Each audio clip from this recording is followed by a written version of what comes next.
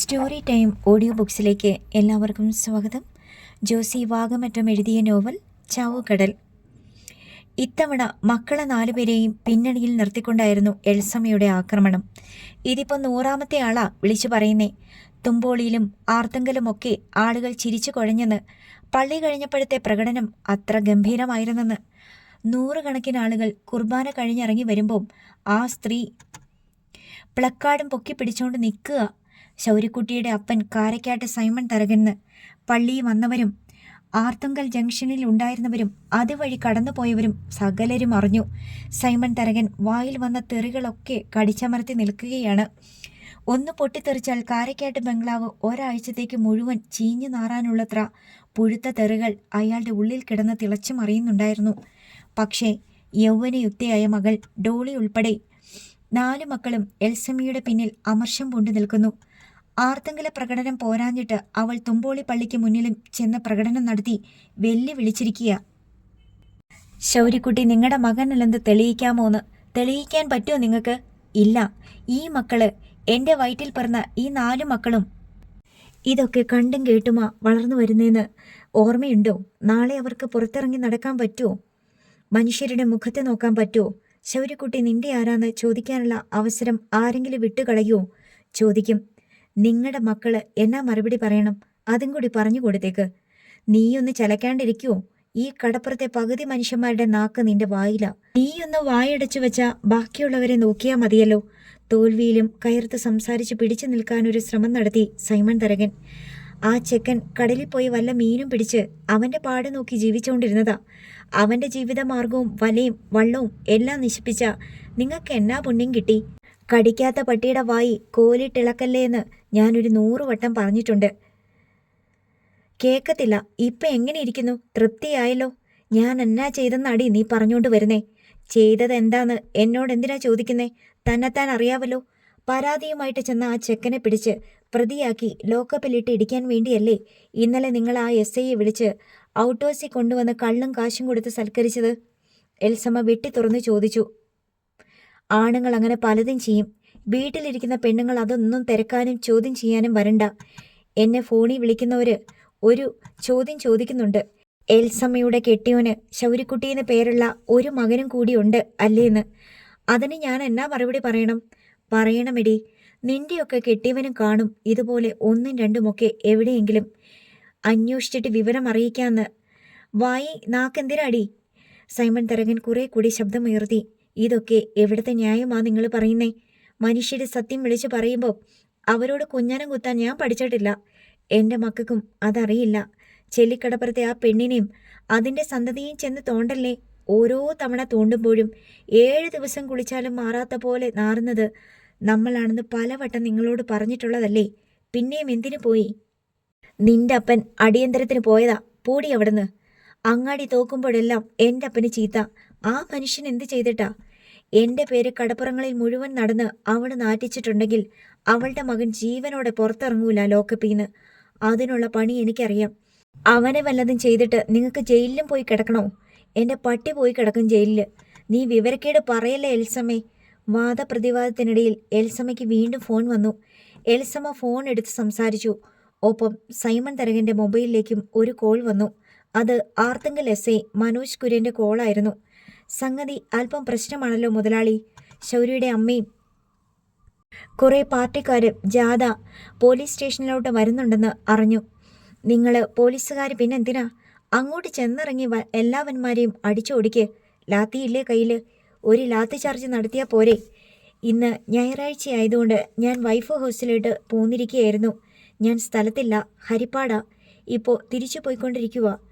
അവരെ വിരട്ടി ഓടിക്കാൻ നിങ്ങളുടെ പോലീസിന് പറ്റത്തില്ലേ? ASI ഇല്ലേ സ്റ്റേഷനിൽ? വിരട്ടൊന്നും നടക്കത്തില്ല മുതലാളി. Party ഏറ്റെടുത്തിരിക്കുവോ case. ചന്ദ്രഭാനുവിൻ്റെ ആൾക്കാരാ ആ സ്ത്രീയുടെ പുറകെ മാർച്ച് ചെയ്തു വരുന്നത്. താൻ എന്തെങ്കിലും ചെയ്യടോ. ആകെ നാറിയല്ലോ മുതലാളി. തുമ്പോളി മുതൽ ആർത്തങ്കൽ വരെ സകല മനുഷ്യരും അറിഞ്ഞല്ലോ. ആ വന്നു പോയില്ലേ? ഇന്നലെ നല്ല ഇടി കൊടുത്ത് കൂമ്പ് കലക്കി അവനെ അങ്ങ് വിട്ടാൽ മതിയായിരുന്നു. സൈമൺ തരകന് വീണ്ടും വിചാരം വന്നു. ഇടിയൊക്കെ വേണ്ട പോലെ ഞാൻ കൊടുത്തിട്ടുണ്ട്. ഇന്ന് രാത്രി ഒന്നുകൂടെ കൈകാര്യം ചെയ്തിട്ട് വിടാനിരിക്കുമായിരുന്നു. എങ്കിൽ അങ്ങനെ വിട്ടാൽ മതി. ജാഥയൊക്കെ വന്നിട്ട് പോട്ടെ. അവൻ്റെ പേരിലൊരു പെറ്റി കേസ് ചാർജ് ചെയ്താൽ പോരെ? ഞാൻ എന്ത് വേണമെങ്കിലും ചെയ്യാം. പക്ഷേ മുതലാളിക്ക് ക്ഷീണം. ആ പ്ലക്കാർഡും പിടിച്ചുകൊണ്ട് ആ പിഴച്ച തള്ളയെ അവന്മാര് ലോകം മുഴുവൻ നടത്തി ശൗര്യക്കുട്ടി മുതലാളിയുടെ മകനാണെന്ന് പ്രചരിപ്പിക്കും. ഇപ്പം തന്നെ എല്ലാം കുളമായല്ലോ. ഇനി എന്നെ നോക്കാനാ? എന്താന്ന് വെച്ച് ചെയ്യ്. എന്നെ വിളിച്ചാൽ മതി. സൈമൺ തരകൻ ഫോൺ വെച്ചു. അപ്പോഴും എൽസമ്മ ഫോണിൽ സംസാരിക്കുകയായിരുന്നു. ജാഥയും പ്ലക്കാർഡും തന്നെയായിരുന്നു വിഷയം. നാണക്കേട് കാരണം എൽസമ്മ പിന്നെ വിളിക്കാം എന്ന് പറഞ്ഞ് കോൾ കട്ട് ചെയ്തു. ജാഥ പോകുക. മാരാരി മുതൽ ആർത്തങ്കൽ വരെ ഇനി ആരാ കാണാനും അറിയാനും ഉള്ളത്? എൽസമ്മ സൈമൺ തരകനോട് ചോദിച്ചു. നിന്റെ അപ്പൻ അറിഞ്ഞില്ലല്ലോ, അയാളും കൂടി അറിയട്ടെ. സൈമൺ തരകൻ പറഞ്ഞു. എൻ്റെ അപ്പൻ ഒന്നും അറിയാതെയാ എന്നെ നിങ്ങൾക്ക് കെട്ടിച്ചു തന്നത്. കാരക്കാട്ട് ഫാമിലിയുടെ പേരും പെരുമയും മാത്രമേ നോക്കിയുള്ളൂ. അതാ എൻ്റെ അപ്പന് പറ്റിയ തെറ്റ്. പിന്നല്ലേ മനസ്സിലായത് കാരക്കാട്ട് ഫാമിലിക്കാര് ഉഗ്രവിഷമുള്ള ഇനമാണെന്ന്. നിന്നെയൊക്കെ മേച്ചോണ്ട് നടക്കണമെങ്കിൽ കുറച്ച് വിഷം വേണമടി. 1 മാസത്തേക്ക് ഞാനും മക്കളും പുറത്തോട്ട് ഇറങ്ങുന്നില്ല. വാതിലടച്ച് വീട്ടിലിരുന്ന നാട്ടുകാരുടെ നിന്നെയും പരിഹാസവും കാണുകയും വേണ്ട, കേൾക്കുകയും വേണ്ട. എന്നാ അങ്ങനെ തന്നെ ചെയ്യ്. അല്ല പിന്നെ. സൈമൺ തരകൻ ഭാര്യയുടെയും മക്കളുടെയും മുന്നിൽ നിന്ന് തലയൂരി.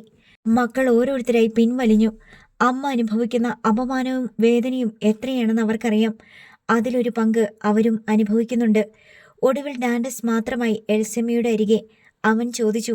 മമ്മി, അന്ന് ഞാൻ മീൻ ചോദിച്ചപ്പോൾ തരാതെ പോയവനല്ലേ ശൗര്യക്കുട്ടി? നീ അതൊക്കെ ഓർത്തിരിക്കുന്നുണ്ടല്ലേ? അന്ന് ഞാൻ സൈമൺ തരകൻ്റെ മകനാണെന്ന് പറഞ്ഞപ്പോൾ അവനും പറഞ്ഞല്ലോ അവനും അങ്ങനെയാണെന്ന്. അത് ശരിയല്ലേ? ഇനി മറച്ചു വെച്ചിട്ടൊന്നും കാര്യമില്ലെന്ന് എൽസമ്മയ്ക്ക് മനസ്സിലായി. നിന്റെ ഡാഡിയുടെ സ്വഭാവം അങ്ങനായിപ്പോയി. സഹിക്കല്ലാതെ എന്ത് നിവർത്തി? ഡാൻഡസിൻ്റെ മനസ്സിൽ നിന്ന് ആ ചിന്ത വിട്ടുമാറിയില്ല. ശൗര്യക്കുട്ടി ഡാഡിയുടെ മകൻ തന്നെപ്പോലെ തന്നെ. പക്ഷേ അവൻ തന്നെപ്പോലെ കാരക്കാട്ട് ബംഗ്ലാവിൽ താമസിക്കുന്നില്ല. വിലപിടിച്ചതും രുചികരവുമായ ആഹാരം കാരക്കാട്ടെ ഊണുമേശയിൽ നിന്ന് അവന് കിട്ടുന്നില്ല. അവന് ഡാഡിയുടെ മകനെന്ന പരിഗണനയോ സ്നേഹമോ അംഗീകാരമോ ഡാഡി കൊടുക്കുന്നില്ല.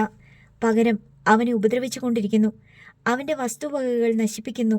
അവനെ വേട്ടയാടുന്നു. അതെന്തിനെന്ന് ഡാൻഡസിന് മനസ്സിലായി വരുന്നതേയുള്ളൂ.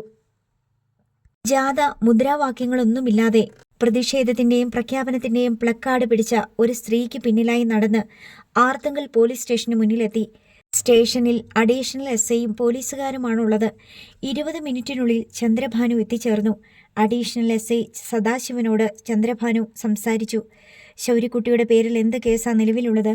അത് എസ്ഐ വന്നാലേ അറിയൂ, സദാശിവൻ പറഞ്ഞു. ആരെങ്കിലും അവനെതിരെ പരാതി തന്നിട്ടുണ്ടെങ്കിൽ സ്റ്റേഷനിലെ റെക്കോർഡ്സിൽ കാണുമല്ലോ. അതേപ്പറ്റി അറിയില്ല. അറിയില്ലെന്ന് പറയാനാണെങ്കിൽ താൻ ഈ കസേരയിൽ ഇരിക്കേണ്ട കാര്യമില്ലല്ലോ. തനിക്കുള്ള കസേര ഞാൻ വേറെ ശരിയാക്കി തരാം, ചന്ദ്രഭാനു ഒട്ടും കൂസാതെ പറഞ്ഞു. അവിടെ നിന്നുകൊണ്ട് തന്നെ ചന്ദ്രഭാനു ആലപ്പുഴ SP വിളിച്ച് സംസാരിച്ചു വിവരങ്ങൾ ധരിപ്പിച്ചു. അപ്പോൾ തന്നെ സ്റ്റേഷനിലേക്ക് കോൾ വന്നു. സദാശിവനുള്ള കോളായിരുന്നു അത്. അയാൾക്ക് മതിയാവോളം ശകാരം കിട്ടിക്കഴിഞ്ഞപ്പോൾ റൈറ്റർ അയ്യപ്പന് അയാൾ ഫോൺ കൈമാറി. SP ഓഫീസിൽ നിന്നുള്ള ചോദ്യങ്ങൾക്ക് റൈറ്റർ അയ്യപ്പൻ കൃത്യമായി മറുപടി നൽകി. ശൗര്യക്കുട്ടി എന്നുള്ള പേരുള്ള ബാലൻ അവൻ്റെ മത്സ്യബന്ധന ഉപകരണങ്ങൾ ആരോ നശിപ്പിച്ചു എന്ന പരാതി നൽകാൻ വന്നതാണെന്നും പരാതി സ്വീകരിച്ചുവെന്നും ശൗര്യക്കുട്ടിയെ കസ്റ്റഡിയിൽ വെച്ചത് എന്തിനാണെന്ന് അറിയില്ലെന്നും SIയുടെ നിർദ്ദേശപ്രകാരമാണ് ലോക്കപ്പിൽ അടച്ചിരിക്കുന്നതെന്നും റൈറ്റർ അയ്യപ്പൻ ബോധിപ്പിച്ചു. ശൗര്യക്കുട്ടിയെ വിട്ടയക്കാൻ SP ഓഫീസിൽ നിന്ന് നിർദ്ദേശം വന്നു. അഡീഷണൽ SI സദാശിവൻ ലോക്കപ്പിൽ നിന്ന് ശൗര്യക്കുട്ടിയെ പുറത്തിറക്കി. പോകാൻ നേരം ശൗര്യക്കുട്ടി റൈറ്റർ അയ്യപ്പനെ കണ്ട് നന്ദി പറഞ്ഞു. അതിന് കാരണമുണ്ടായിരുന്നു. ഇന്നലെ രാത്രിയും ഇന്നുച്ചയ്ക്കും ശൗര്യക്കുട്ടിക്ക് ഭക്ഷണം വാങ്ങിക്കൊടുത്തത് റൈറ്റർ അയ്യപ്പനായിരുന്നു. അങ്ങനെ കൊടുക്കുമ്പോൾ റൈറ്റർ അയ്യപ്പൻ ഒരു വാചകൻ പറയുകയും ചെയ്തിരുന്നു. എൻ്റെ പോക്കറ്റിലെ കാശുകൊണ്ടാ നിനക്കിത് വാങ്ങിത്തരുന്നേ. എനിക്കിതിൻ്റെ ഒരു കാര്യവുമില്ല. എൻ്റെ മോൻ്റെ പ്രായമല്ലേ ഉള്ളൂ എന്ന് വിചാരിച്ചിട്ടാ. സ്റ്റേഷനിൽ നിന്ന് ഇറങ്ങാൻ നേരം റൈറ്റർ അയ്യപ്പനോട് ശൗര്യക്കുട്ടി ഒരു സംഗതി ചോദിച്ച് മനസ്സിലാക്കുകയും ചെയ്തു. എൻ്റെ അമ്മേനെ തെറി വിളിച്ച ആ SIൻ്റെ പേരെന്താ? അയ്യപ്പൻ അവനെ സൂക്ഷിച്ചു നോക്കി. എന്തിനാടാ? മറന്നു പോകാതിരിക്കാനാ. അയ്യപ്പൻ്റെ നോട്ടം അവൻ്റെ കണ്ണിൽ നിമിഷങ്ങളോളം തറഞ്ഞു നിന്നു. മനോജ് കുര്യൻ, റൈറ്റർ അയ്യപ്പൻ പറഞ്ഞു. ശൗര്യക്കുട്ടി അത് തനിയെ ഉച്ചരിച്ചു. എന്നിട്ട് മനസ്സിൽ അത് കുറിച്ചിട്ടു. മനോജ് കുര്യൻ. അഡീഷണൽ SIയുടെ അടുത്തേക്ക് ചെന്നപ്പോൾ അവിടെ ചന്ദ്രഭാനു കസേരയിട്ടിരിപ്പുണ്ടായിരുന്നു. നീയാണോടാ ശൗര്യക്കുട്ടി? ചന്ദ്രഭാനു അവനെ അടിമുടി നോക്കി. ശൗര്യക്കുട്ടി വിനയാന്വിതനായി മന്ദഹസിച്ചു. SP ഓഫീസിൽ വിളിച്ച് പറഞ്ഞിട്ടാ നിന്നെ ഇറക്കിക്കൊണ്ടു പോകുന്നേ. നിന്റെ അമ്മ നിൽപ്പുണ്ട് വെളിയിൽ, ഒരു പ്ലക്കാർഡും പിടിച്ച്. ഒറ്റയാൾ പട്ടാളം. ചെല്ല്. സാറേ പോട്ടെ. സദാശിവനോട് ശൗര്യക്കുട്ടി അനുവാദം ചോദിച്ചു. പോടാ പോ, സമയം കളയാതെ. ശൗര്യക്കുട്ടി പുറത്തിറങ്ങി. അവിടെ എമിലി പ്ലക്കാർഡും പിടിച്ച് കാത്തു നിൽക്കുന്നത് അവൻ കണ്ടു. അമ്മയുടെ പുറകിൽ കുറേയധികം ആൾക്കാരും. ശൗര്യക്കുട്ടി അമ്മയുടെ അടുത്തേക്ക് ചെന്നപ്പോൾ ആൾക്കൂട്ടം കൈയടിച്ചു. അപ്പോൾ ശൗര്യക്കുട്ടിയുടെ മുഖത്തുണ്ടായ നാണം കലർന്ന പുഞ്ചിരി കണ്ട് എമിലിക്ക് ചിരി വന്നു. ഒപ്പം കണ്ണു നിറയുകയും ചെയ്തു. എമിലിയും ശൗര്യക്കുട്ടിയും കൂടി വരുന്നത് കാണാൻ കടപ്പുറത്തുള്ളവർ ആ വീടിന് ചുറ്റും കൂടി. എമിലി ഒറ്റയ്ക്ക് നടത്തിയ പ്രകടനത്തെക്കുറിച്ച് അറിയാൻ ചെല്ലിക്കടപ്പുറത്ത് ഇനി ആരും ബാക്കിയുണ്ടായിരുന്നില്ല. അറിഞ്ഞവർ അത് അടുത്തയാൾക്ക് കൈമാറി. 4 ആൾ കൂടുന്നിടത്തെല്ലാം അത് ചർച്ചയായി. എമിലിയുടെ തൻ്റെ ഇടത്തെപ്പറ്റി പറയും തോറും കടപ്പുറത്തുകാർക്ക് അതിശയം പെരുകി. ആ ശൗര്യക്കുട്ടീൻ്റെ അമ്മയുണ്ടല്ലോ എമിലി, അതിനെ സമ്മതിക്കണട്ടോ. എന്നാ ധൈര്യം! ശൗര്യക്കുട്ടിയുടെ അപ്പൻ കാരക്കാട്ട് സൈമൺ മുതലാളിയാണെന്ന് ബോർഡ് എഴുതി പൊക്കി പിടിച്ചുകൊണ്ട് ആർത്തങ്കൽ പള്ളിയുടെ മുമ്പിലും തുമ്പോളി പള്ളിയുടെ മുമ്പിലും ചെന്നിരിക്കണം. എന്നിട്ട് തുമ്പോളി മുതൽ ആർത്തങ്ക വരെ റോഡേ കൂടി ആ ബോർഡും പിടിച്ച് ഒറ്റയ്ക്ക് പ്രകടനം. പോരെ, അതിനെ അറിയാത്തവരാരാ ഉള്ളത്? സൈമൺ മുതലാളിക്ക് ഇനി ബംഗ്ലാവിന് വെളിയിലേക്ക് ഇറങ്ങണ്ടല്ലോ, നാണം കെട്ടിട്ട്. അയക്കെവിടെയാ നാണക്കേട്? കാണ്ടാമൃഗത്തിൻ്റെ തൊലിക്കട്ടിയല്ലേ. അയാൾ മൂർഖനാ. ഇതിനൊക്കെ അയാൾ പകരം വീട്ടും. അങ്ങനെ പോയി കടപ്പുറത്തുകാരുടെ അഭിപ്രായ പ്രകടനങ്ങൾ. എന്നിരുന്നാലും എമിലി കാണിച്ച ചങ്കൂറ്റം പുരുഷന്മാർ പോലും കാണിക്കാൻ ധൈര്യപ്പെടില്ലെന്നുള്ള കാര്യത്തിൽ ചെല്ലിക്കടപ്പുറത്തെ മത്സ്യത്തൊഴിലാളികൾ ഏക അഭിപ്രായക്കാരായിരുന്നു. എമിലിയും ശൗര്യക്കുട്ടിയും വീട്ടിലെത്തിച്ചേർന്നു. അയൽക്കാരി പെണ്ണുങ്ങൾ ശൗര്യക്കുട്ടിയെ കാണാനും എമിലിയോട് സംസാരിക്കാനുമായി വന്നു. നിനക്ക് എങ്ങനെ ധൈര്യം കിട്ടിയടി എമിലി? നീ ഒറ്റയ്ക്കല്ലേ ഉണ്ടായിരുന്നുള്ളൂ? എൻ്റെ മോനെ പോലീസ് പിടിച്ച് ലോക്കപ്പിലിട്ടിരിക്കുമ്പോൾ എനിക്ക് അതിനേക്കാളും വലിയ പേടി വേറെ എന്നതാ? എമിലി അവരോട് ചോദിച്ചു. സൈമൺ മുതലാളിയോ പോലീസോ നാട്ടുകാരോ ഒന്നുമല്ല എനിക്ക് വലുത്. എനിക്ക് വലുത് എൻ്റെ മോനാ. വേറെ ആരെയും ഞാൻ നോക്കിയില്ല. നീ കമ്മ്യൂണിസ്റ്റ് പാർട്ടിയിലും പോയി ചേർന്നോ? എലീസ ചോദിച്ചു. പാർട്ടി ഏതാണെന്നൊന്നും ഞാൻ നോക്കിയില്ല. എനിക്കും എൻ്റെ മോനും ന്യായവും നീതിയും കിട്ടണമെന്ന് തോന്നിയ കുറേ പേര് എൻ്റെ കൂടെ വന്നു, പോലീസ് സ്റ്റേഷൻ വരെ. അവരവിടെ ഒരു നേതാവ് പോലീസ് സ്റ്റേഷനിൽ കയറി ശൗര്യക്കുട്ടിയെ വിടണമെന്ന് പറഞ്ഞു. അപ്പോഴാ വിട്ടത്. കുഞ്ഞന്ന തെല്ലത്ഭുതത്തോടെയാണ് എമിലിയെ കണ്ടത്. അവളുടെ ഉള്ളിൽ പ്രതിഷേധത്തിൻ്റെ അഗ്നി അണയാതെ കിടപ്പുണ്ടെന്ന് അവർക്ക് മനസ്സിലായി. അമ്മ പ്ലക്കാർഡും പിടിച്ച് ഒറ്റയ്ക്ക് പ്രകടനം നടത്തിയെന്നും ആർത്തുങ്കൽ പള്ളിയുടെയും തുമ്പോളി പള്ളിയുടെയും മുന്നിൽ പോയി നിന്നുവെന്നും ഒക്കെ അറിഞ്ഞപ്പോൾ ജാനറ്റിനും ഡെന്നിച്ചനും നാണക്കേട് തോന്നി. ആദ്യം എമിലി അതിനുവേണ്ടി ഇറങ്ങി തിരിച്ചപ്പോൾ തന്നെ അവർ എതിർപ്പ് പ്രകടിപ്പിച്ചതാണ്. ഞങ്ങൾക്ക് നാളെ സ്കൂളിൽ പോകണ്ടല്ലോ, ആൾക്കാർ ഞങ്ങളെ നോക്കി ചിരിക്കുമല്ലോ. ഡെന്നിച്ചൻ ആവലാതിപ്പെട്ടു. എന്തിനാടാ ചിരിക്കണത്? എമിലി ഒച്ചയെടുത്തു. എന്തിനാണെന്ന് അമ്മയ്ക്ക് അറിഞ്ഞുകൂടെ? ഡെന്നിച്ചൻ ചോദിച്ചു. ശൗര്യക്കുട്ടി സൈമൺ മുതലാളിൻ്റെ മോനാണെന്ന് പറഞ്ഞതിനാണോടാ? സൈമൺ മുതലാളി അല്ലല്ലോ ഞങ്ങളുടെയൊക്കെ അപ്പൻ. എമിലിക്ക് കാര്യം മനസ്സിലായി വരുന്നതേ ഉള്ളൂ. ശൗര്യക്കുട്ടിക്ക് അവൻ്റെ അപ്പൻ സൈമൺ മുതലാളിയാണെന്ന് പറയണത് വലിയ കേമമായിരിക്കും. പക്ഷേ ഞങ്ങൾക്ക് അങ്ങനെയല്ല. ഞങ്ങളുടെ അമ്മയുടെ പേരാ ചീത്തയായത്. എമിലി ഇപ്പോഴാണ് ആ വശം കണ്ടത്. ശൗര്യക്കുട്ടി കാരക്കാട് സൈമൺ മുതലാളിയുടെ മകനാണെന്ന സത്യം സമൂഹത്തോട് എമിലി മൂകമായി പ്രഖ്യാപിച്ചപ്പോൾ ശൗര്യക്കുട്ടിയുടെ പിതാവിൻ്റെ സ്ഥാനം സൈമൺ തരകനിൽ സ്ഥിരീകരിക്കപ്പെടുക മാത്രമല്ല ഉണ്ടായത്, എമിലിയുടെ ചാരിത്രവും പാതിവൃത്യവും ചോദ്യം ചെയ്യപ്പെടുക കൂടിയാണ്. രാത്രി ഉറങ്ങാൻ കിടക്കുമ്പോൾ കുഞ്ഞന്ന ആരോടെന്നില്ലാതെ പറഞ്ഞു. എല്ലാവരും ഏറെക്കുറെ മറന്നതായിരുന്നു. ഇപ്പോൾ പിന്നെയും കുത്തിയിളക്കി. ശൗര്യക്കുട്ടിക്ക് വേണ്ടി മാത്രം എത്ര പേരെയാ നാണം കെടുത്തിയത്? അവൻ സൈമൺ മുതലാളിയുടെ മോനാണെന്ന് പറയുന്നത് നിന്റെ മൂത്ത മക്കൾക്ക് വലിയ അഭിമാനമാണോ? സൈമൺ തരകൻ നിങ്ങളുടെ അമ്മയുടെ ആരാണെന്ന് നിന്റെ മക്കളോട് നാളെ ആരെങ്കിലും ചോദിച്ചാൽ അവരെന്ത് മറുപടി പറയും? ഞാനതൊന്നും നോക്കിയില്ലമ്മേ. എൻ്റെ മോനെ പോലീസ് പിടിച്ചു വെച്ചേക്കണ്. നിന്റെ തന്ത ആരടാന്ന് പോലീസ് കുത്തി ചോദിച്ചപ്പം കടപ്പുറംകാര് സൈമൺ മുതലാളിൻ്റെ പേര് പറയണത് കേട്ടിട്ടുണ്ടെന്ന് അവൻ പറഞ്ഞുപോയി. അതാണ് വലിയ തെറ്റ്. അതിനാണ് അവനെ ലോക്കപ്പിലിട്ടിടിച്ചത്. ആ സത്യം ഒളിപ്പിച്ച് വെച്ചിരിക്കണ കൊണ്ടാണല്ലോ അത് കേൾക്കുമ്പോൾ സൈമൺ മുതലാളിക്ക് കലിയിളകണത്. ഇനി ആ പേരും പറഞ്ഞ് എൻ്റെ മോനെ അയാൾ തല്ലാനും കൊല്ലാനും വരണ്ട. തുമ്പോളി മുതൽ ആർത്തങ്കൽ വരെയുള്ള മനുഷ്യർ അറിഞ്ഞിരിക്കട്ടെ ശൗര്യക്കുട്ടി ആരാണെന്നും സൈമൺ മുതലാളി ആരാണെന്നും. ഇനി അയാൾ വെറുതെ ഇരിക്കുന്ന നീ കരുതണ്ടോ എമിലി? പകയുള്ള സർപ്പമാ അവൻ. അയാൾ എന്താന്ന് വെച്ച് ചെയ്യട്ടെ. അയാളുടെ വീട്ടിലും ശൗര്യയുടെ പ്രായത്തിലുള്ള ഒരുത്തൻ വളർന്നു വരുന്നുണ്ടല്ലോ. ശൗര്യയോട് ചെയ്യുന്നതിൻ്റെയൊക്കെ അവിടെ കിട്ടിക്കോളും. ഞാൻ ചോദിക്കണത് ഇങ്ങനെ നാണം കെടാൻ ജാനറ്റിനും ഡെന്നിച്ചനും എന്ത് തെറ്റ് ചെയ്തെന്നാ? കുഞ്ഞണ്ണ ചോദിച്ചു. ശൗര്യക്കുട്ടി കൊണ്ടുകൊടുത്തത് വാരി തിന്നിട്ട് അവർ വിശപ്പടക്കിയതെങ്കിൽ ഈ നാണക്കേട് താങ്ങാൻ അവർ കടപ്പെട്ടവരാ. അവൻ വാങ്ങിച്ചു കൊടുത്ത കുപ്പായമ്മ അവർ സ്കൂളിലും വീട്ടിലും ഇട്ടുകൊണ്ട് നടക്കണതെങ്കിൽ അവരിത് സന്തോഷത്തോടെ സഹിക്കണം. അവൻ്റെ പണിക്കാശിൻ്റെ ചെലവിലാ അവർ പണിക്കണതെങ്കിൽ അവൻ്റെ കൂടെ തന്നെ നിൽക്കണം അവർ. അത്രയുള്ളൂ. എമിലിയുടെ വാക്ക് ഇരുമ്പ് പണിക്കാരൻ്റെ ഉലയിൽ ചുട്ടുപഴുത്ത ഇരുമ്പ് പോലെ ആയിരുന്നതിനാൽ കുഞ്ഞണ്ണയ്ക്ക് മറുപടി ഉണ്ടായില്ല. എന്തെങ്കിലും പറഞ്ഞാൽ ആ വാക്കുകൾ അതിൽ വീണ് കരിഞ്ഞു പോകുമായിരുന്നു. അമ്മയ്ക്ക് എന്തെങ്കിലും നാണക്കേട് തോന്നിയിട്ടുണ്ടെങ്കിൽ അമ്മയോടും കൂടിയാ പറയണത്. എമിലി അതും കൂട്ടിച്ചേർത്തു. കുഞ്ഞണ്ണ പിന്നെ ഒരക്ഷരം മിണ്ടിയില്ല. ശൗര്യക്കുട്ടിയുടെ പൊന്തും വലയും അജ്ഞാതർ നശിപ്പിച്ച സംഭവത്തിൽ പോലീസിന്റെ ഭാഗത്തു നിന്ന് തുടർ നടപടികളൊന്നും ഉണ്ടായില്ല. ശൗര്യ കൊടുത്ത പരാതി പോലീസ് സ്റ്റേഷനിൽ കുറേ നാൾ കിടന്നു. പിന്നെ അത് അപ്രത്യക്ഷമായി. ശൗര്യക്കുട്ടി ജോലി അന്വേഷിച്ച് പല ദിക്കിലും പോയി. അറിയാവുന്ന ജോലി മീൻപിടുത്തമായതിനാൽ അവൻ കടലിലെ പണിക്ക് വേണ്ടിയാണ് ശ്രമിച്ചുകൊണ്ടിരുന്നത്. ചെറിയഴീക്കൽ പോയി വന്ന ദിവസമാണ് എമിലി ശൗര്യയോട് ഒരാവലാതി പറഞ്ഞത്. പറയണ്ടെന്ന് പലതവണ വിചാരിച്ചതാണ്. സൈമൺ തരകൻ്റെ മകൻ ജാനറ്റിനെ നിരന്തരം ശല്യപ്പെടുത്തുന്നു. സ്കൂളിൽ പോകുമ്പോഴും തിരിച്ചു വരുമ്പോഴും പലയിടത്തും തടഞ്ഞു നിർത്തി സംസാരിക്കാൻ ശ്രമിക്കുന്നു. ജംഗ്ഷനിൽ നിന്ന് ചെല്ലിക്കടപ്പുറത്തേക്ക് തിരിയുന്ന റോഡിൽ വെച്ച് അവൻ അവളുടെ തോളത്ത് കൈയിടാൻ ശ്രമിച്ചു. എമിലി അയൽക്കാരോട് പറഞ്ഞപ്പോൾ പോലീസ് സ്റ്റേഷനിൽ പരാതി കൊടുക്കാനായിരുന്നു ഉപദേശം.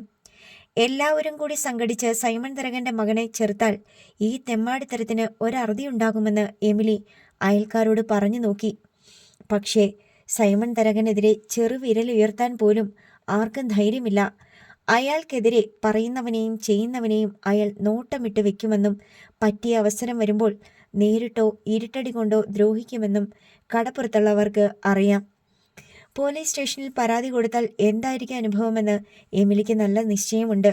വാദിയെ പ്രതിയാക്കിക്കൊണ്ട് പോലീസ് ഒരു കേസ് കെട്ടിച്ചമയ്ക്കും. ചിലപ്പോൾ ജാനറ്റും പോലീസ് സ്റ്റേഷനിൽ കയറി ഇറങ്ങേണ്ടി വരും. നീതി കിട്ടാത്തിടത്തേക്ക് പോകുന്നില്ലെന്ന് തന്നെ എമിലി ഉറപ്പിച്ചു. അയൽക്കാരുടെ സഹകരണം പ്രതീക്ഷിച്ചത് വ്യഥാവിലായി. അല്ലെങ്കിലും അയൽക്കാർക്ക് തൻ്റെ മക്കളെക്കുറിച്ച് അസൂയുണ്ടെന്ന് എമിലിക്കറിയാം. ജാനറ്റിൻ്റെ അത്ര ഭംഗിയുള്ള പെൺകുട്ടികൾ ഈ ചെല്ലിക്കടപ്പുറത്ത് വേറെയില്ല. അതിനാൽ തന്നെ അവൾക്ക് എന്തെങ്കിലും സ്വഭാവദൂഷ്യമോ പേരുദോഷമോ ഉണ്ടെങ്കിൽ അത് പ്രചരിപ്പിച്ച് സംതൃപ്തിയടയാൻ എല്ലാവരും മനസ്സാ തയ്യാറാണ്. സ്കൂളിൽ പോകുന്ന മറ്റു പെൺകുട്ടികളോടൊപ്പം ജാനറ്റ് നടന്നു നോക്കി. പക്ഷേ റോയ് സൈമൺ ബുള്ളറ്റുമായി ഇടിനാദമുയർത്തി വരുമ്പോൾ മറ്റു പെൺകുട്ടികൾ ഓടിപ്പോകും. ഇല്ലെങ്കിൽ അവൻ വിരട്ടി ഓടിക്കും. ജാനറ്റ് ഓടി രക്ഷപ്പെടാൻ ശ്രമിച്ചാൽ ബൈക്ക് കൊണ്ടുവന്ന് വിലങ്ങും. എനിക്ക് റിപ്ലൈ കിട്ടണം, പോസിറ്റീവ് റിപ്ലൈ. അതുവരെ നിന്നെ ഞാൻ ശല്യപ്പെടുത്തിക്കൊണ്ടിരിക്കും. റോയ് സൈമൺ കാണുമ്പോഴെല്ലാം അവളെ നിർബന്ധിക്കും. എമിലി ഡെന്നിച്ചനെ ജാനറ്റിൻ്റെ കൂടെ അയച്ചതുകൊണ്ട് ഗുണമൊന്നും ഉണ്ടായില്ല. റോയ് സൈമണിൻ്റെ ബുള്ളറ്റ് വരുന്ന ഒച്ച കേൾക്കുമ്പോൾ തന്നെ ഡെന്നിച്ചൻ്റെ മുട്ടിടിക്കും. റോയ് സൈമൺ കടുപ്പിച്ചൊന്ന് നോക്കിയാൽ ഓടടാ എന്ന് പറഞ്ഞാൽ പിന്നെ ഡെന്നിച്ചൻ ജാനറ്റിനൊപ്പം നിൽക്കാൻ ധൈര്യപ്പെടില്ല. ഗത്യന്തരമില്ലാതെയാണ് ശൗര്യയോട് എമിലി ആവലാതി ബോധിപ്പിച്ചത്. നീ അവനോട് വഴക്കിനൊന്നും പോകണ്ട ശൗര്യക്കുട്ടി, അവളുടെ കൂടെ നിന്നാ മതി. അവൻ ശല്യത്തിന് വരുമ്പോൾ പറ, ഉപദ്രവിക്കരുതെന്ന്. ശൗരി ആദ്യ ദിവസം ജാനറ്റിൻ്റെ ഒപ്പം നടന്നു. സ്കൂൾ വരെ കൊണ്ടുവിട്ടു. വൈകുന്നേരം സ്കൂൾ വിട്ടപ്പോൾ ജാനറ്റിനെ കൂട്ടിക്കൊണ്ടുവരാൻ അവൻ ജംഗ്ഷനിൽ കാത്തു നിന്നു. ആദ്യ ദിവസം പ്രകോപനമൊന്നും ഉണ്ടായില്ല. രണ്ടാമത്തെ ദിവസം സ്കൂളിൽ നിന്ന് മടങ്ങുമ്പോൾ ജാനറ്റ് ദൂരെ നിന്ന് ബൈക്കിൻ്റെ ശബ്ദം കേട്ടു. അവൻ വരുന്നുണ്ട്. അവൾ ശൗര്യയോട് പതുക്കെ പറഞ്ഞു. റോയ് സൈമണിൻ്റെ ബൈക്ക് അവർക്കെതിരെ വരുന്നുണ്ടായിരുന്നു. ആ മുന്നിലിരിക്കുന്നവനാ പുറകിൽ അവൻ്റെ കൂട്ടുകാരൻ. ജാനറ്റ് റോയ് സൈമണെ കാട്ടിക്കൊടുത്തു. റോയ് സൈമൺ അവരുടെ മുമ്പിൽ കൊണ്ടുവന്ന് ബൈക്ക് നിർത്തി. ശൗര്യയെയും ജാനറ്റിനെയും മാറി മാറി നോക്കി. എന്താടി, ബോഡി ഗാർഡ് മാറിയോ? ഈ നെത്തോലിയെ കൂടെ കൊണ്ട് നടന്നാ ഞാൻ പേടിക്കുമെന്ന് നീ കരുതിയോ? ജാനറ്റ് മിണ്ടാതെ തലകുനിച്ച് നിന്നതേയുള്ളൂ. നീയാണ് ശൗരി അല്ലേടാ? റോയ് സൈമൺ ശൗര്യയുടെ നേർക്ക് ചീറി. ശൗരി ജാനറ്റിൻ്റെ കൈക്ക് പിടിച്ചുകൊണ്ട് പറഞ്ഞു, നടക്ക്. ബൈക്കിനടുത്ത് നിന്ന് അവളെ വലിച്ചു മാറ്റി ശൗരി ഒഴിഞ്ഞു നടന്നു. അല്പം കഴിഞ്ഞപ്പോൾ ബുള്ളറ്റ് ബൈക്ക് പുറകെ വരുന്നത് കണ്ടു. ശൗരി ജാനറ്റിനെ റോഡിൻ്റെ മാർജിനിൽ കൂടി നടത്തി. പുറകിൽ നിന്ന് വന്ന ബൈക്ക് ശൗര്യക്കുട്ടിയുടെ അടുത്തെത്തിയപ്പോൾ റോയ് സൈമൺ കാല് നീട്ടി ശൗര്യയുടെ തുടയിൽ ഒരു ചവിട്ട് കൊടുത്തിട്ട് കടന്നുപോയി. ശൗര്യക്കുട്ടി അതൊന്നും ഗൗനിച്ചില്ല. ചെല്ലിക്കടപ്പുറത്തേക്ക് തിരിയുന്ന ജംഗ്ഷനിലെത്തിയപ്പോൾ അവിടെ ബുള്ളറ്റിൽ റോയി സൈമൺ കാത്തു നിൽക്കുന്നത് കണ്ടു. ശൗരി ജാനറ്റിന് മറയായിക്കൊണ്ട് കടപ്പുറം റോഡിലൂടെ നടന്നുപോയി. റോയി സൈമൺ അവരുടെ പിന്നാലെ വന്നു. ഇപ്പോൾ റോയി സൈമണ് പകരം അവൻ്റെ കൂട്ടുകാരനാണ് ബൈക്ക് ഓടിക്കുന്നത്. ശൗരിയും ജാനറ്റും നടക്കുന്നതിനൊപ്പം അവൻ ബൈക്ക് ഓടിച്ചുകൊണ്ട് വന്നു. പുറകിലിരുന്ന റോയി സൈമൺ ശൗരിയെ ചീത്ത വിളിക്കുകയും തലയ്ക്ക് കൊട്ടുകയും കവിളത്ത് കുത്തുകയും ചെയ്തു. നീ എത്ര ദിവസം അവളുടെ കാവൽക്കാരനായിട്ട് നടക്കുമടാ? അവളെ തൊട്ടാ നീ എന്ത് ചെയ്യണടാ പന്നി? റോയി സൈമൺ ശൗരിയുടെ കഴുത്തിൽ പിടിച്ചു തള്ളി. ശൗരി ഉടൻ തിരിഞ്ഞു നിന്നു. എന്താടാ തുറച്ചു നോക്കുന്നേ? എന്നെ തൊട്ടാലുണ്ടല്ലോ നിന്റെ ശവം ഞാൻ തോട്ടിലെ ചെളിയിൽ ചവിട്ടിത്താഴ്ത്തും. ജാനറ്റിന് അതെല്ലാം കേട്ടിട്ട് ഭയമായി. വീട് കാണാവുന്നിടം വരെ റോഡ് നീളെ ശൗരിക്കുട്ടി റോയി സൈമന്റെ തോണ്ടലും കുത്തും തേപ്പും ചവിട്ടുമെല്ലാം ഏറ്റുവാങ്ങിക്കൊണ്ട് നടന്നു. മുറ്റത്ത് കയറിയപ്പോൾ അവൻ ജാനറ്റിനോട് പറഞ്ഞു, അമ്മയോടൊന്നും പറയണ്ട, അമ്മ പേടിക്കും. ജാനറ്റ് തലയാട്ടി. റോയി സൈമന്റെ ഉപദ്രവം ഉണ്ടായോ എന്ന് എമിലി ചോദിച്ചപ്പോൾ ഇല്ല എന്ന് ശൗരി പറഞ്ഞു. അവൻ മോട്ടോർ സൈക്കിളിൽ വന്നായിരുന്നു. എന്നെ കണ്ടപ്പോൾ തിരിച്ചുപോയി. എമിലിക്ക് സമാധാനമായി. അവൾ ജാനറ്റിനോട് പറഞ്ഞു, ഇതാണ് പറയുന്നത്, ചൊണയുള്ള ആങ്ങളമാര് വേണമെന്ന്. വൈകുന്നേരം ശൗരി വെട്ടരിവാളുമായി തോട്ടുവക്കത്ത് പോയി നല്ലൊരു മരക്കൊമ്പ് മുറിച്ച് ചെത്തി മിനുക്കി കുറുവടിയാക്കി അത് ജാനറ്റിന് സ്കൂളിലേക്ക് പോകേണ്ട വഴിയുടെ ഒരരികിൽ ഒളിപ്പിച്ചിട്ടു. അടുത്ത ദിവസവും ശൗരി ജാനറ്റിനെ സ്കൂളിൽ കൊണ്ടുവിട്ടു. വൈകുന്നേരം തിരിച്ച് കൊണ്ടുവരാൻ ശൗരി തന്നെ പോയി. പോകുന്ന പോക്കിൽ കുറുവടിയെടുത്ത ഷർട്ടിനുള്ളിൽ മുതുകുഭാഗത്ത് നാട്ടി ഫിറ്റ് ചെയ്തു വെച്ചു. ജാനറ്റിനെയും കൂട്ടി തിരികെ വന്നപ്പോൾ ചെല്ലിക്കവലയിൽ ഇന്നലത്തെ പോലെ ബുള്ളറ്റിൽ റോയി സൈമണും കൂട്ടുകാരും കാത്തു നിൽപ്പുണ്ടായിരുന്നു. ശൗരി ജാഗരൂകനായി നടന്നു. കവലയിൽ നിന്ന് ശൗരിയും ജാനറ്റും കടപ്പുറത്തേക്കുള്ള മൺ റോഡിലേക്ക് തിരിയുമ്പോൾ റോയി സൈമൺ രണ്ടുപേരെയും മാറി മാറി നോക്കി ചുണ്ടുകൂട്ടി പരിഹാസ പുഞ്ചിരിയിട്ടു. അവർ കടന്നുപോയി കഴിഞ്ഞപ്പോൾ റോയി സൈമൺ കൂട്ടുകാരനെ ബൈക്ക് ഓടിക്കാൻ ഏൽപ്പിച്ച് പിന്നിൽ കയറിപ്പറ്റി. റോയിയുടെ സുഹൃത്ത് ബോബി ആന്റണി അവനോട് ചോദിച്ചു, എന്തെങ്കിലും പ്രോബ്ലം ഉണ്ടാകുമോടോ? എന്ത് പ്രോബ്ലം? ആരുണ്ടാക്കാൻ? കടപ്പുറത്തുകാരെല്ലാം കൂടി സംഘടിച്ചാൽ നിന്നെ തല്ലിക്കൊല്ലും. എൻ്റെ ഡാഡിയോട് പൈസ വാങ്ങാത്ത ഏത് ഫിഷർമാനാ ഈ കടപ്പുറത്തുള്ളത്? ഇപ്പോൾ കടലിൽ മീനില്ലാത്ത സമയമാ. ഇനിയും വരും അവർ കടം വാങ്ങാൻ. അവൻ വിശ്വരുള്ളവനാണ് കേട്ടോ. അവൻ്റെ പെങ്ങളെ തൊട്ടാ അവൻ റിയാക്ട് ചെയ്യട്ടെ. എന്നിട്ട് വേണം അവനിട്ട് രണ്ട് പൊട്ടിക്കാൻ. പെങ്ങളുടെ ബോഡി ഗാർഡിൻ്റെ പണി അവൻ ഇന്നത്തോടെ നിർത്തിക്കും ഞാൻ. റോയി സൈമൺ ആവേശം പൂണ്ടു. ബോബി ആന്റണി മെല്ലെ ബൈക്ക് ഓടിച്ച് ജാനറ്റും ശൗരിയും നടന്നു പോകുന്നതിൻ്റെ പിന്നാലെ ചെന്നു. ജാനറ്റും ശൗരിയും തിരിഞ്ഞു നോക്കി. ജാനറ്റിൻ്റെ നെഞ്ചിടിപ്പ് ദ്രുതഗതിയിലായി. പേടിയും ജാഗ്രതയും കൊണ്ട് ഹൃദയം പൊട്ടിപ്പോകുമെന്ന് അവൾക്ക് തോന്നി. ബൈക്ക് അവരുടെ ഒപ്പം എത്തിയതും റോയി സൈമൺ മുഷ്ടി നീട്ടി ശൗരിയുടെ തലയ്ക്ക് ഒരിടി കൊടുത്തു. ശൗരി ജാനറ്റിനെ റോഡിൻ്റെ അരികിലൂടെ നടത്തിയിട്ട് ഒരു കവചം പോലെ അവളെ മറഞ്ഞു നടക്കുകയായിരുന്നു. ബൈക്ക് ഏതാനും വാരം മുന്നോട്ട് പോയിട്ട് നിന്നു. അവിടെ ഒരു വളവും കലുങ്കും ഉണ്ട്.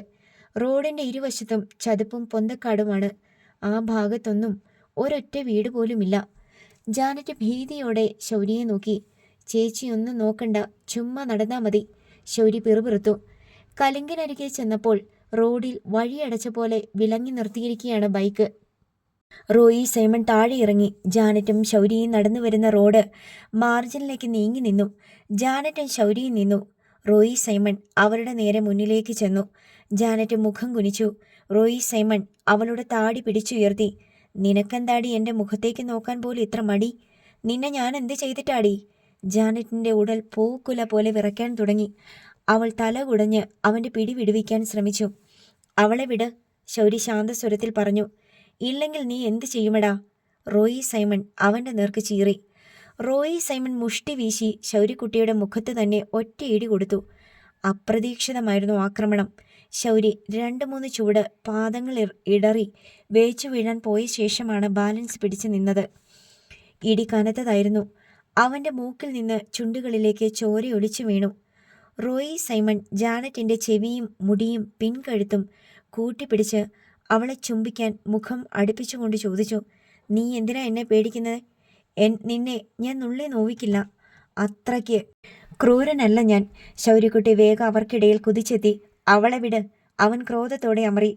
അവൻ സർപ്പത്തെ പോലെ നാവു നീട്ടി ചുണ്ടിലെ ചോര നക്കി. പന്ന ഡാഷ് മോനെ, വിട്ടില്ലെങ്കിൽ നീ എന്നെ വിഴുങ്ങൂടാ.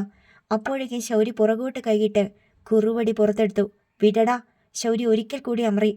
ഇറങ്ങി വാട ബോബി, റോയി സൈമൺ ആക്രോശിച്ചു. ബോബി ബൈക്കിൽ നിന്നിറങ്ങി. മുതിർന്ന 2 പുരുഷന്മാരെ നേരിടാനുള്ള ശക്തി ശൗര്യക്കില്ലെന്ന് റോയി സൈമൺ അറിയാം. അവരെക്കാൾ നന്നായി അത് ശൗര്യക്കും അറിയാമായിരുന്നു. ഒട്ടും അമാന്തിച്ചില്ല. അവൻ കുറുവടി മിന്നൽ വേഗത്തിൽ പ്രയോഗിച്ചു. കമ്പിപ്പാറയ്ക്കടിക്കുന്നത് പോലെയുള്ള പ്രഹരമേറ്റ് ജാനറ്റിന്റെ കഴുത്തിൽ നിന്ന് റോയി സൈമന്റെ പിടി വിട്ടുപോയി. അതികഠിനമായ വേദനയിൽ അവൻ പല്ല് കടിച്ചമറിക്കൊണ്ട് കുനിഞ്ഞു. അവന്റെ കൈ ഒടിഞ്ഞതുപോലെ തൂങ്ങിക്കിടന്നു. റോയി സൈമണെ സഹായിക്കാൻ വന്ന ബോബിയുടെ തലയ്ക്കായിരുന്നു അടി. കൊഴുക്കട്ടയുടെ വലുപ്പത്തിൽ ബോബിയുടെ നെറ്റിയിൽ ഒരു മുഴയുണ്ടായി. പിന്നെ ഒരു നിമിഷം പോലും നിൽക്കാതെ ശൗര്യക്കുട്ടി ജാനറ്റിന്റെ കൈക്ക് പിടിച്ചുകൊണ്ട് വേഗം നടന്നു. കലുങ്ക് കഴിഞ്ഞപ്പോൾ കുറുവടി ചതുപ്പിലേക്ക് വലിച്ചെറിഞ്ഞു. റോയി സൈമണും ബോബിയും കൂടി ബൈക്കും എടുത്ത് പുറകെ വരുമെന്നായിരുന്നു ജാനറ്റിന്റെ ഏറ്റവും വലിയ പേടി. ശൗര്യയുടെ പ്രത്യാക്രമണം അവളും പ്രതീക്ഷിച്ചതല്ല. ഇത് ഇവിടെങ്ങും അവസാനിക്കില്ലെന്ന് അവൾക്ക് ഉറപ്പായി കഴിഞ്ഞു. അവൾ പിന്നോട്ട് കൂടെ തിരിഞ്ഞു നോക്കി. ചേച്ചി എന്തിനാ തിരിഞ്ഞു നോക്കണത്? ഞാൻ നോക്കിക്കൊള്ളാം. ശൗര്യക്കുട്ടി കടുത്ത ഗൗരവത്തിലായിരുന്നു. നീ എന്തിനാ അവരെ അടിച്ചത്? അവരൊക്കെ ആരാണെന്ന് നിന്റെ വിചാരം? അവൾ ശകാരിച്ചു.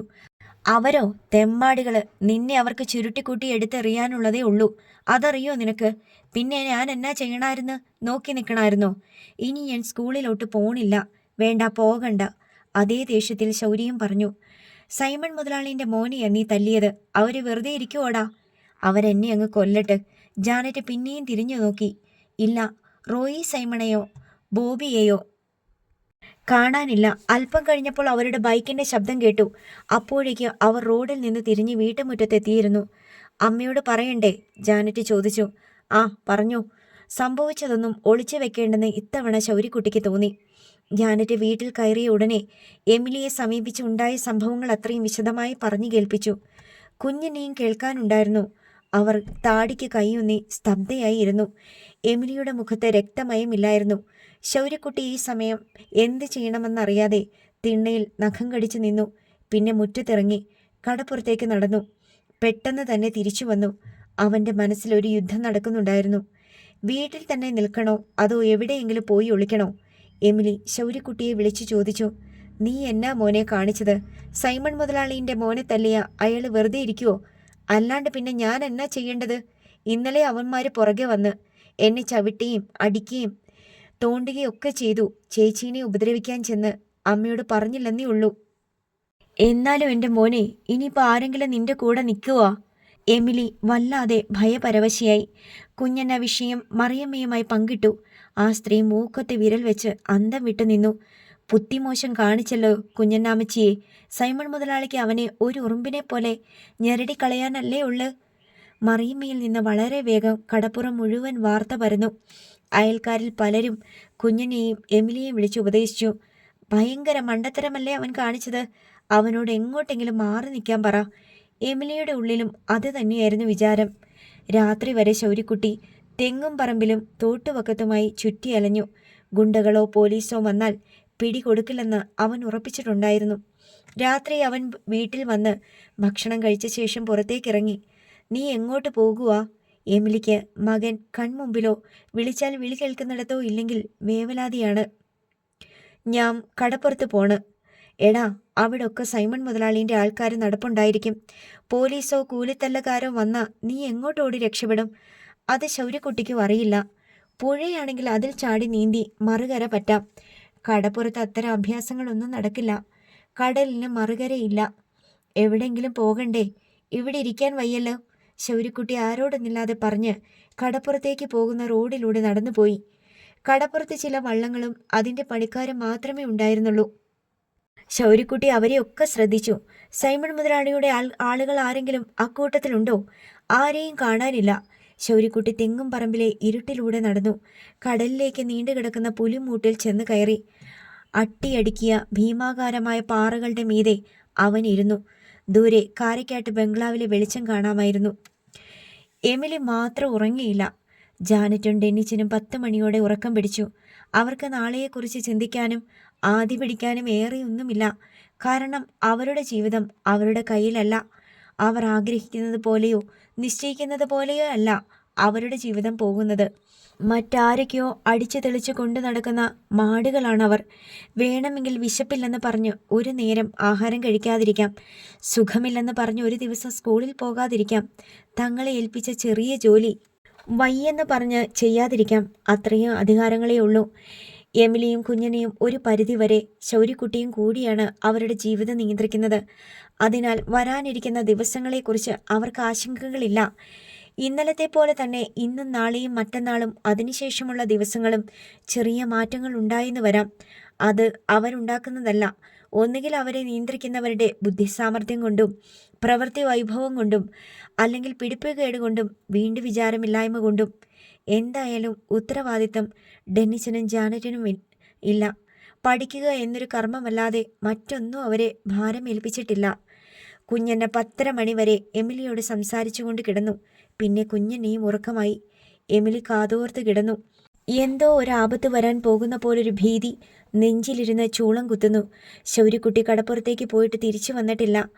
അവന് ഇനി ചെല്ലിക്കടപ്പുറത്ത് ജീവിക്കാൻ സാധിക്കുമോ എന്നറിയില്ല.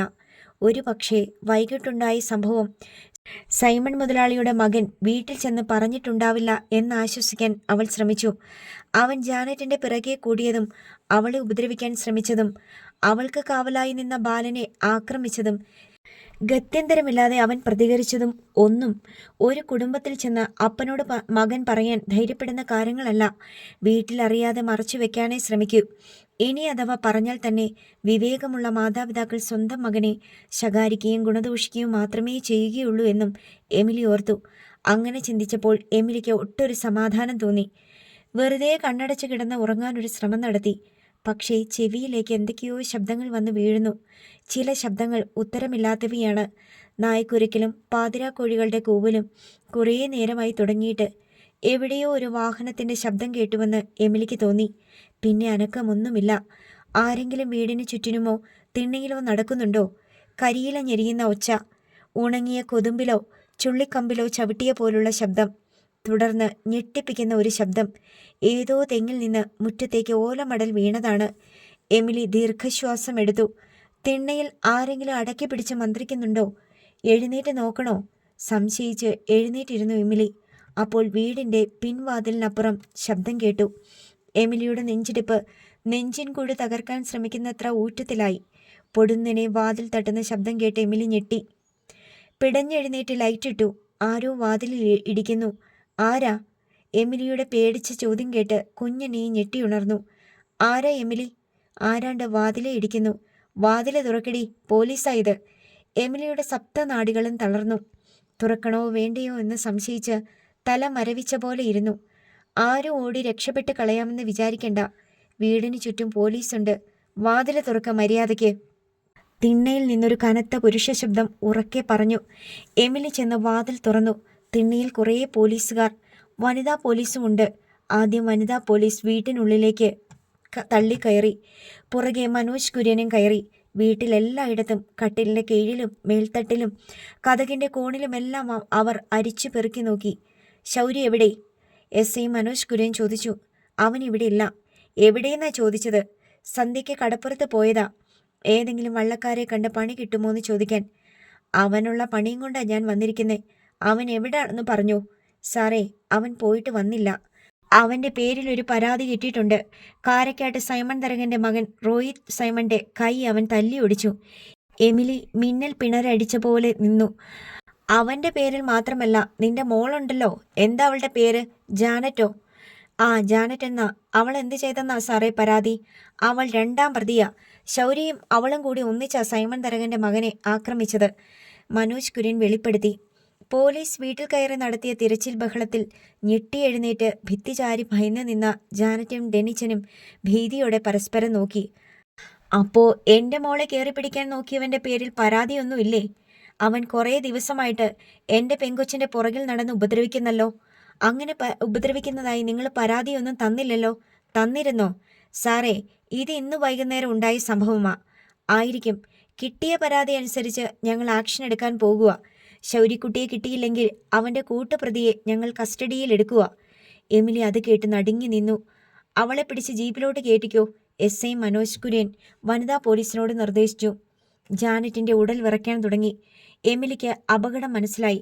പാതിരാത്രിക്ക് ആരും അറിയാതെ വന്ന് ജാനറ്റിനെ പിടിച്ചുകൊണ്ടു പോവുകയാണ്. കസ്റ്റഡിയിൽ എടുത്തിട്ടില്ലെന്ന് പിന്നീട് പോലീസ് പറഞ്ഞാൽ അതിന് തെളിവൊന്നുമില്ല. വനിതാ പോലീസ് വന്ന് ജാനറ്റിന്റെ കയ്യിൽ പിടിച്ചു. ശൗരി എവിടെ ഒളിച്ചാലും ശരി, അവനെ സ്റ്റേഷനിൽ വരുത്താനുള്ള പണി ഞങ്ങൾക്കറിയാം.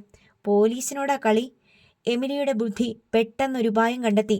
സാറേ, ഞാൻ ശൗരിക്കുട്ടിയെ വിളിച്ചു തരാം. അവൻ ഒരിടത്ത് ഒളിച്ചിരിപ്പുണ്ട്. എൻ്റെ പെങ്കൊച്ചിനെ കൊണ്ടുപോകാതിരുന്നാ മതി. അതും പറഞ്ഞ് എമിലി തിണ്ണയിലേക്ക് ചെന്നു. ഒളിപ്പിച്ചു വെച്ചിരിക്കുന്ന ശൗര്യക്കുട്ടിയെ വിളിക്കാൻ പോവുകയാണല്ലോന്ന് വിചാരിച്ച് പോലീസ് ഒഴിഞ്ഞു മാറി എമിലിക്ക് പോകാൻ ഇടം കൊടുത്തു. 4-5 അയൽ വീടുകൾ അടുത്തടുത്തായുള്ള സ്ഥലത്തേക്കാണ് എമിലി പോയത്. അവിടെ പത്രോസിന്റെ വീട്ടുമുറ്റത്ത് ചെന്ന് നിന്ന് എമിലി 8 ദിക്കും പൊട്ടുമാറ് അലറി നിലവിളിച്ചു. അയ്യോ നാട്ടുകാരെ, ഓടി വരണേ, രക്ഷിക്കണേ! കാലം മാടന്മാര് എൻ്റെ പെങ്കൊച്ചിനെ വിളിച്ചോണ്ട് പോണേ! നിമിഷങ്ങൾക്കുള്ളിൽ അയൽക്കാരെല്ലാം ഉണർന്നു. എല്ലാ വീടുകളിലും ലൈറ്റ് തെളിഞ്ഞു. കേട്ടവരെല്ലാം കാര്യമെന്തെന്നറിയാതെ എമിലിയുടെ വീട്ടിലേക്ക് ചെന്നു. എമിലി പിന്നെയും ഓരോ വീടിൻ്റെയും മുന്നിൽ ചെന്ന് അലമുറയിട്ടു. പോലീസിന് കാര്യം മനസ്സിലായി വന്നപ്പോഴേക്കും എമിലിയുടെ വീട്ടുമുറ്റത്തും റോഡിലും അയലത്തും ആൾക്കൂട്ടമായി കഴിഞ്ഞു. പോലീസ് ജാനറ്റിനെ വീട്ടിൽ നിന്ന് പിടിച്ചിറക്കി മുറ്റത്തേക്ക് കൊണ്ടുവന്നതേയുള്ളൂ. ഇതെന്തോന്നാ സാറേ, പാതിരാ കഴിഞ്ഞ നേരത്തെ വീട്ടിൽ കയറി പെമ്പിള്ളേരെ പിടിച്ചോണ്ട് പോകുന്നത്? മറിയമ്മ തൻ്റെ അടുത്തോട് ചോദിച്ചു. ഇങ്ങനെയൊക്കെയാണോ പാവങ്ങളോട് പോലീസുകാർ ചെയ്യേണ്ടത്? എമിലി അപ്പോഴേക്കും തിരിച്ചെത്തിക്കഴിഞ്ഞു. സാറേ, സാറ് കൊണ്ടുപോയിക്കോ സാറേ, കിട്ടിയ പ്രതിയെ ഇനി സാറ് കൊണ്ടുപോയിക്കോ. പക്ഷേ കാരക്കാട്ട് ബംഗ്ലാവിലോ പോലീസ് സ്റ്റേഷനിലോ കൊണ്ടുപോയി എൻ്റെ കൊച്ചിനോട് എന്തെങ്കിലും അക്രമം കാണിച്ചിട്ടുണ്ടെങ്കിൽ പിന്നെ സാർ ആണായിട്ട് ജീവിക്കാൻ ഞാൻ സമ്മതിക്കത്തില്ല. കൊണ്ടുപോയിക്കോ, എമിലി വീറോടെ വിളിച്ചു പറഞ്ഞു. നീ എന്നെ എന്ത് ചെയ്യുമടി? സാറ് കൊണ്ടുപോ, എമിലി രണ്ടും കൽപ്പിച്ച് നിലയുറപ്പിച്ചു. അടുത്ത ഭാഗം നാളെ.